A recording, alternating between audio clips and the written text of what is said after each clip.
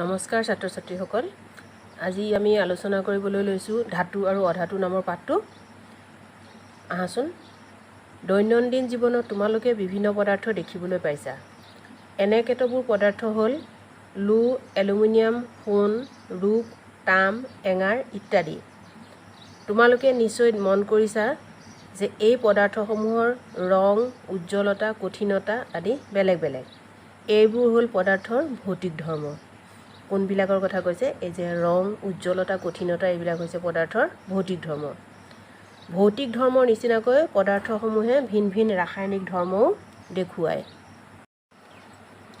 এতিয়া তলৰ তালিকাখনলৈ মন কৰা ইয়াত কিছুমান পদাৰ্থৰ নাম উল্লেখ কৰা হৈছে য'ত ধাতু আৰু অধাতু দুয়োটাই আছে মন কৰিবলগীয়া যে ভৌতিক ধৰ্ম আৰু ৰাসায়নিক ধৰ্মৰ ওপৰত ভিত্তি কৰি ধাতুসমূহক সহজতে অধাতুসমূহৰ পৰা পৃথক কৰিব পাৰি তলৰ তালিকাত কোনবোৰ ধাতু আৰু কোনবোৰ অধাতু আমি উল্লেখ কৰি দিছোঁ এই পদাৰ্থসমূহৰ ৰং উজ্জ্বলতা কঠিনতা আদি ভৌতিক ধৰ্মসমূহ তোমালোকে নিজে লিখা এইটো চেষ্টা কৰিব পাৰিবা নেকি এখন তালিকা দিয়া আছে যে তলত পদাৰ্থবিলাকৰ নাম লিখা আছে আৰু সেই পদাৰ্থটো ধাতু নে অধাতু লিখা আছে তাৰ ৰং আছে নে নাই উজ্জ্বলতা আছে নে নাই কঠিনতা আছে নে নাই তোমালোকে এখন চেষ্টা কৰিবাচোন লো সোণ এঙাৰ তাম কয়লা গন্ধক এলুমিনিয়াম এইবিলাকৰ নাম দিছে গন্ধক মানে হৈছে ছালফাৰ তোমালোকে এইটো এই তালিকাখন মানে পূৰ কৰিবলৈ চেষ্টা কৰিবা তলত আমি ধাতু আৰু অধাতুসমূহৰ ভৌতিক ধৰ্ম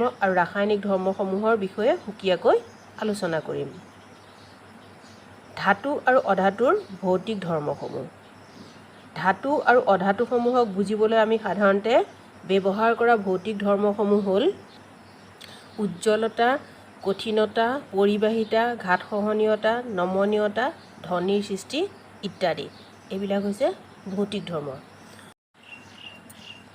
প্ৰথমতে আহোঁ উজ্জ্বলতাৰ কথা তোমালোকে এখন লোৰ কটাৰী এটা সোণৰ আঙঠি আৰু এটুকুৰা এঙাৰ লোৱা এতিয়া এই গোটেইকেইটা পদাৰ্থত ৰ'দ পৰিবলৈ দিয়া কি দেখিলা লোৰ কটাৰীখন আৰু সোণৰ আঙঠিটো চিকমিকাই উঠা দেখিছানে ইয়াৰ বিপৰীতে এঙাৰ টুকুৰাত এনে চিকমিকনি তোমালোকে দেখিবলৈ নোপোৱা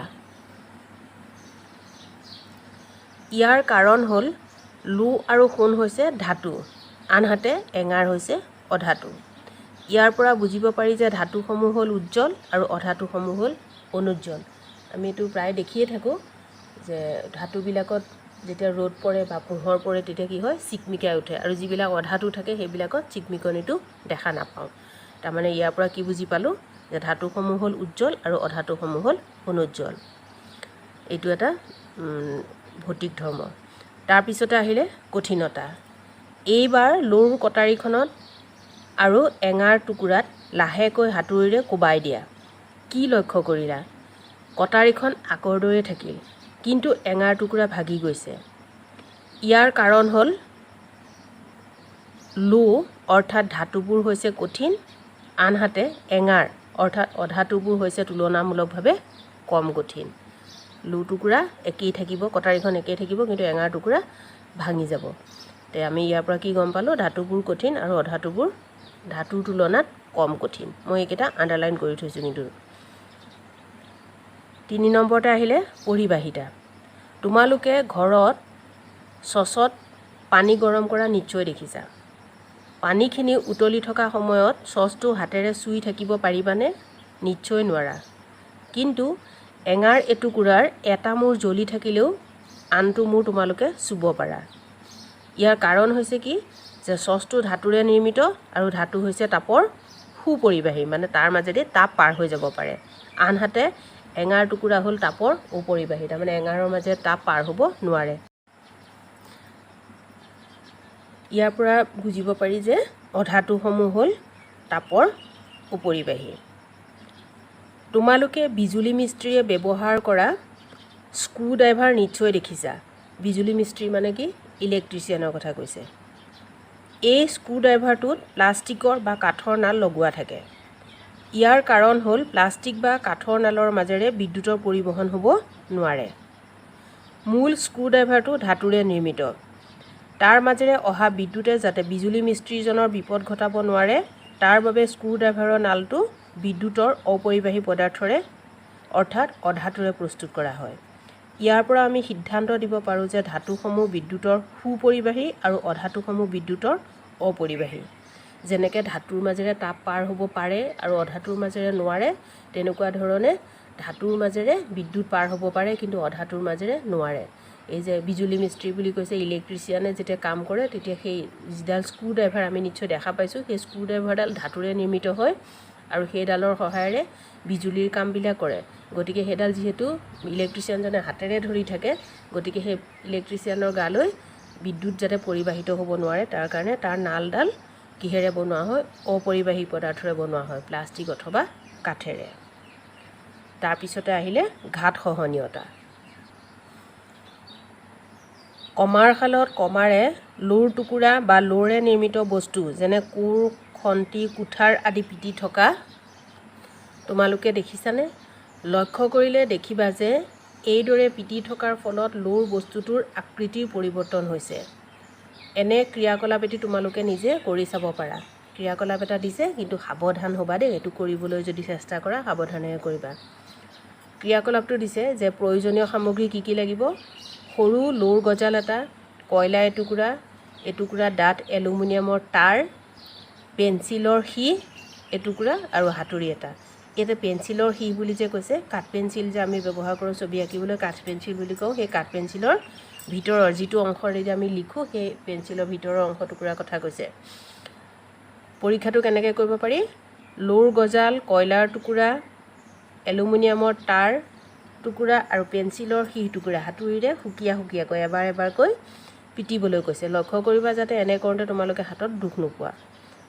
এতিয়া জোৰেৰে পিটিবলৈ চেষ্টা কৰা। গোটেই ক্ৰিয়াকলাপটো ভালদৰে পৰ্যবেক্ষণ কৰা। আমি অনুমান কৰিব পাৰিছোঁ যে এই বস্তুকেইটা যদি আমি হাতুৰিৰে পিটিবলৈ আৰম্ভ কৰোঁ তেতিয়াহ'লে কি হ'ব? এই ক্ৰিয়াকলাপটোত তোমালোকে দেখিলা যে লোৰ গজাল আৰু এলুমিনিয়ামৰ তাঁৰৰ আকৃতিৰ পৰিৱৰ্তন ঘটিছে। এইবোৰক আৰু অধিক জোৰকৈ পিটিলে ইহঁত একোচতা পাতলৈ পৰিৱৰ্তিত হ'ব। আনহাতে কয়লাৰ টুকুৰা আৰু পেঞ্চিলৰ সীহ টুকুৰা হাতুৰিৰে কোবোৱাৰ ফলত ইহঁত ভাঙি টুকুৰা হৈ যাব। তাৰমানে কি হয়? ধাতুটো পিটি থাকিলে আকৃতিৰ পৰিৱৰ্তন হ'ব, হয়তো চেপেটা পাত এচটালৈ পৰিৱৰ্তন হ'ব পাৰে, কিন্তু বাকী অধাতু কেইটুকুৰা কি হ'ব? পিটি থকাৰ ফলত গুৰি হৈ যাব। তোমালোকে খাদ্যবস্তু মেৰিয়াবলৈ ব্যৱহাৰ কৰা পাতল এলুমিনিয়ামৰ পাত নিশ্চয় দেখিছা। ধাতুক কোবাই এইদৰে পাতৰ আকৃতিত গঢ় দিব পৰা ধৰ্মক ঘাত সহনীয়তা বোলে। এইটো আণ্ডাৰলাইন কৰিবা, প্ৰশ্ন লিখিবা ঘাত সহনীয়তা কাক বোলে। ঘাত সহনীয়তা হ'ল ধাতুৰ এক গুৰুত্বপূৰ্ণ ধৰ্ম। ইয়াৰ বিপৰীতে এঙাৰ, কয়লা, পেঞ্চিলৰ সীহ আদি পদাৰ্থই এনে ধৰ্ম নেদেখুৱায়, কাৰণ এইবিলাক হৈছে অধাতু। তাৰমানে ধাতুৱে ঘাত সহনীয়তা দেখায় আৰু অধাতুৱে ঘাত সহনীয়তা নেদেখায়। ঘাত সহনীয়তা মানে যিটো পিটিব পাৰি, ঘাতটো সহ্য কৰিব পাৰে, আৰু অধাতুৰ সেই ঘাত সহনীয়তা গুণটো নাই। তলত এখন তালিকা দিয়া আছে। তালিকাখনত পদাৰ্থকেইটাৰ নাম দিয়া আছে। লোৰ গজাল, কয়লাৰ টুকুৰা, এলুমিনিয়ামৰ তাঁৰ, এঙাৰৰ টুকুৰা, পেঞ্চিলৰ সীহ এইবিলাক, আৰু কি হৈছে লিখিবলৈ কৈছে। আকৃতিৰ পৰিৱৰ্তন হৈ পেলাই চেপেটা হৈছে নে ভাঙি টুকুৰা হৈ গৈছে এইটো লিখিবলৈ কৈছে। তাৰমানে আমি এই ক্ৰিয়াকলাপটোত যিখিনি পাইছিলোঁ সেইকেইটা পদাৰ্থৰ নামে ইয়াত দিয়া আছে, তোমালোকে এইখন পূৰ কৰিবা। তাৰপিছতে আহিলে নমনীয়তা। কাপোৰ আদি শুকুৱাবলৈ ব্যৱহাৰ কৰা এলুমিনিয়ামৰ তাঁৰ বা বিজুলী পৰিবহণ কৰা তামৰ তাঁৰ তোমালোকে দেখিছা। প্ৰকৃততে এলুমিনিয়াম বা তামৰ তাঁৰৰ টুকুৰাক টানি তাঁৰলৈ পৰিৱৰ্তন কৰা হয়। ধাতুৰ যি ধৰ্মৰ বাবে ইয়াক টানি তাঁৰলৈ পৰিৱৰ্তন কৰিব পাৰি সেই ধৰ্মক নমনীয়তা বুলি কোৱা হয়। প্ৰশ্ন এটা হ'ব, নমনীয়তা কাক বোলে? লিখিব লাগিব যে ধাতুৰ এটা ধৰ্ম আছে যাৰ কাৰণে ইয়াক টানি পেলাই দীঘল আকৃতি মানে তাঁৰৰ নিচিনাকৈ কৰিব পাৰি, আৰু তাকে কয় নমনীয়তা বুলি।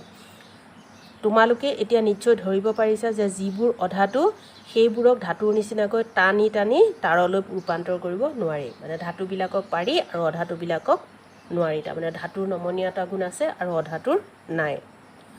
তাৰপিছতে আহিলে ধ্বনিৰ সৃষ্টি মানে শব্দ। ধাতুৰ প্লেট, ধাতুৰ মুদ্ৰা, কাঠৰ টুকুৰা, এঙাৰৰ টুকুৰা আদি মজিয়াত পেলাই দিলে বেলেগ শব্দ তোমালোকে শব্দ হোৱা তোমালোকে মন কৰিছানে? এইকেইটা বস্তু বেলেগে বেলেগে পেলাব লাগিব, কিন্তু একেলগে পেলালে নহয়। মন্দিৰত ব্যৱহাৰ কৰা ঘণ্টাবোৰো তোমালোকে নিশ্চয় দেখিছা। এই ক্ষেত্ৰত আমি ক'ব পাৰোঁ যে ধাতুৰে নিৰ্মিত বস্তুবোৰক জোৰেৰে কোবালে ই ৰিং ৰিং টিং টিং আদি ধ্বনিৰ সৃষ্টি কৰে। আনহাতে অধাতুৱে এনেধৰণৰ ধ্বনি সৃষ্টি নকৰে। যিহেতু ধাতুৱে ৰিং ৰিং টিং টিং আদি ধ্বনিৰ সৃষ্টি কৰে, সেইবাবে ধাতুবোৰক সনাদ পদাৰ্থ বুলি কোৱা হয়, আৰু ইয়াৰ বিপৰীতে অধাতুবিলাক সনাদ নহয়। তাৰমানে ধাতুৱে শব্দৰ সৃষ্টি কৰিব পাৰে আৰু অধাতুৱে নোৱাৰে। তোমালোকে প্ৰমাণ চাবৰ কাৰণে বস্তুবিলাক এই যে যিকেইটা বস্তুৰ নাম দিছে, ধাতুৰ প্লেট, ধাতুৰ মুদ্ৰা বা কাঠৰ টুকুৰা, এনেকুৱাবিলাক এটা এটাকৈ মজিয়াত পেলাই চালে গম পাবা যে সেইবিলাকে কোনটোৱে শব্দৰ সৃষ্টি কৰে আৰু কোনটোৱে শব্দৰ সৃষ্টি নকৰে। ওপৰৰ আলোচনাৰ পৰা আমি থুলমূলকৈ এইদৰে ক'ব পাৰোঁ যে কিছুমান পদাৰ্থ উজ্জ্বল, কঠিন, তাপ আৰু বিদ্যুতৰ সুপৰিবাহী, ঘাত সহনীয়, নমনীয় আৰু সনাদ। যিবোৰ পদাৰ্থৰ সাধাৰণতে এই ধৰ্মসমূহ আছে, সেই পদাৰ্থবোৰক ধাতু বুলি কোৱা হয়। যাৰ এইকেইটা গুণ আছে, এইবিলাকক কয় ধাতু। তাৰ উদাহৰণ দিছে লো, এলুমিনিয়াম, তাম, সোণ, ৰূপ, জিংক, মেগনেছিয়াম, কেলছিয়াম, এইবিলাক হৈছে ধাতুৰ উদাহৰণ। ইয়াৰ বিপৰীতে কয়লা, এঙাৰ, গন্ধক আদি পদাৰ্থবোৰ অনুজ্জ্বল, কোমল আৰু তাপ তথা বিদ্যুতৰ কুপৰিবাহী। তাপ আৰু বিদ্যুৎ পাৰ হ'ব নোৱাৰে মানে। এই পদাৰ্থবোৰক হাতুৰিৰে কোবালে গুৰি হৈ যায় আৰু ইহঁত সনাদ নহয়, মানে শব্দ সৃষ্টি কৰিব নোৱাৰে। এই পদাৰ্থবোৰক অধাতু বুলি কোৱা হয়।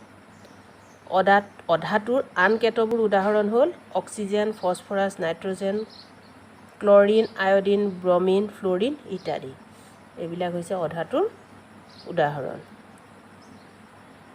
কিছুমান ব্যতিক্ৰমী ধাতুও আছে, যেনে ছডিয়াম, পটাছিয়াম ইত্যাদি। এই ধাতুবোৰ কোমল আৰু ইহঁতক কটাৰীৰে কাটিব পাৰি। আমি সাধাৰণতে ধাতু বুলি ক'লে লৌৰ কথা মনত পৰে। লৌটোতো আমি কটাৰীৰে কাটাৰ কথা ভাবিবই নোৱাৰোঁ, কিন্তু কিছুমান কোমল ধাতু আছে যাক আমি কটাৰীৰে কাটিব পাৰোঁ, মানে ছডিয়াম, পটাছিয়াম এনেকুৱা, এইবিলাকক কোমল ধাতু।